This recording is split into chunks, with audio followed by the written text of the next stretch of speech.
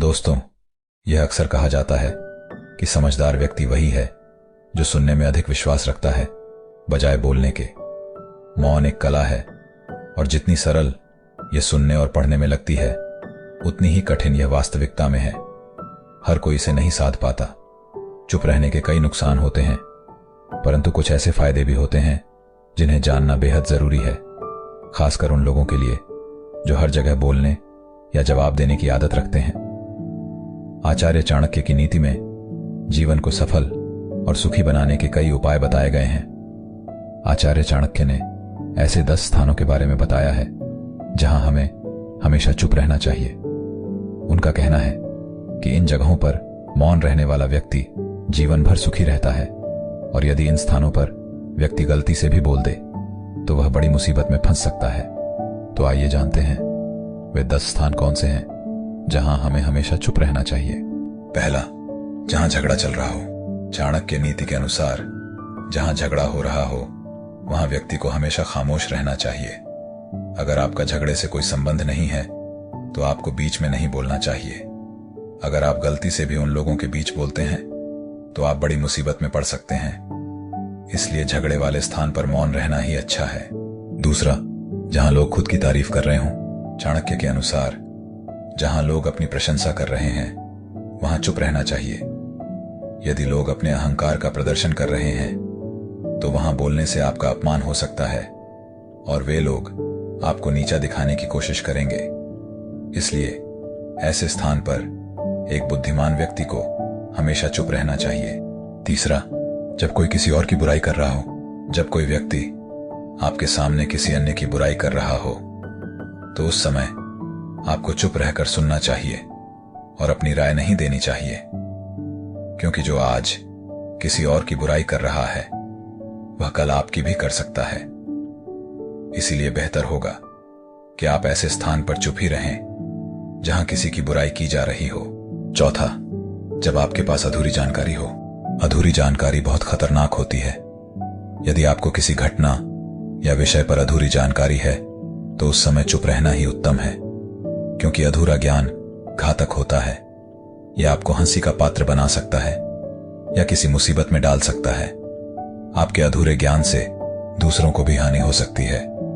इसलिए किसी को सलाह या ज्ञान तभी दें जब आपको पूरी जानकारी हो।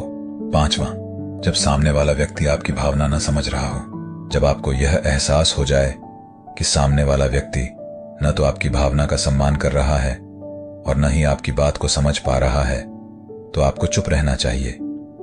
ऐसे लोगों को अपनी भावना या दुख बताने से आपको पछताना पड़ेगा। इसलिए चुप रहकर अपनी ऊर्जा व्यर्थ होने से बचाएं और बेवकूफ न समझे जाएं। छठा, जब कोई व्यक्ति अपना दुख व्यक्त कर रहा हो। यदि कोई व्यक्ति अपने दुख या परेशानी के बारे में आपको बता रहा है तो इसका मतलब है कि वह आप पर भरोसा करता है। ऐसे में तुरंत समाधान देने के बजाय चुप रहकर उसकी बात सुने। अगर आपने वैसी परिस्थिति का सामना किया हो और आपको पता हो कि क्या करना सही होगा, तभी समाधान दें, अन्यथा चुप रहना ही बेहतर होगा। गलत सलाह देने से उसकी परेशानी बढ़ सकती है। सातवां, जब कोई व्यक्ति आप पर क्रोधित हो या आपसे झगड़ा कर रहा हो। जब कोई करीबी आपसे झगड़ा कर रहा हो या किसी बात पर क्रोधित हो तो उस समय चुप रहना ही समझदारी भरा कदम है। जब व्यक्ति गुस्से में होता है तो उसका मन पर नियंत्रण नहीं रहता। ऐसी स्थिति में बहस करने से बात और बिगड़ सकती है। अगर आप चुप रहेंगे तो वह व्यक्ति स्वयं ही मन पछताएगा और माफी मांगेगा। क्रोधी व्यक्ति के साथ बहस करना आग में घी डालने जैसा होता है, जिससे और भी समस्याएं पैदा हो सकती हैं।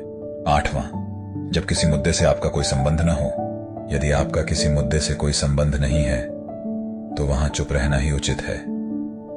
बिना किसी वजह दूसरों के मुद्दों पर बोलना आपके लिए हानिकारक हो सकता है।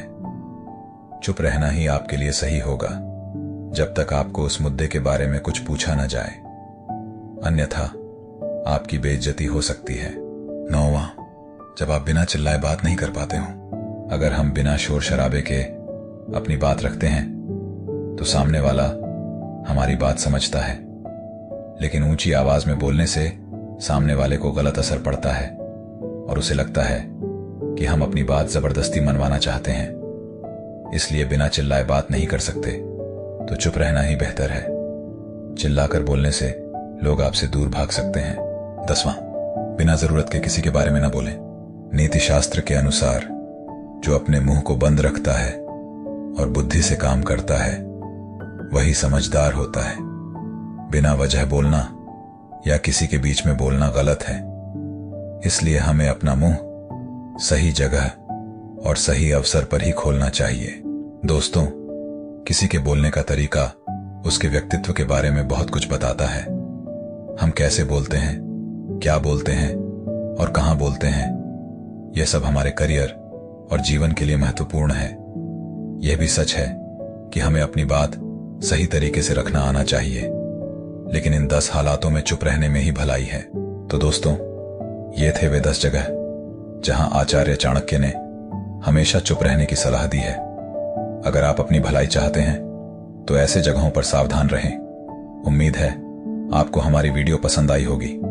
अगर हां, तो इस वीडियो को लाइक करें और हमारे चैनल को सब्सक्राइब करें, ताकि ऐसे और भी वीडियो आप तक पहुंचते रहें।